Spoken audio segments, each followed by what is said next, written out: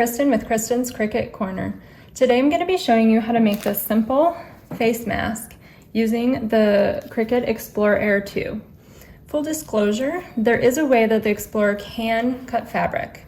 I did make it work for some pieces using freezer paper. What you want to do is when you unroll it, there is a waxy side and the shiny side and then the more matte side.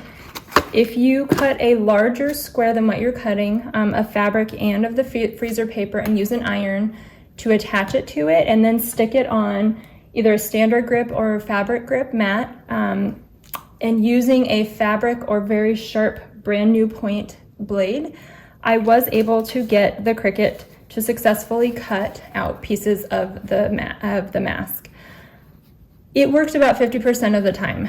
Some of the time it would grab an edge of the fabric and pull it up and would cut part of it. So if you want to save yourself the headache, I would recommend just using cardstock and cutting out the pieces and using that and just using scissors to cut out your pieces of the mask. I also use, and I will attach the links, these metal sticky nose pieces for a better fit, and these are the ear pieces. You can also use elastic, whatever you like, but these work great and they're adjustable, and it makes the nose piece really comfortable versus using a pipe cleaner or something sharp metal. The edges are nice and smooth, so it's more comfortable. This mask also has a pocket. It's open on the sides. You can either seal it closed or you can also add filters inside for extra protection.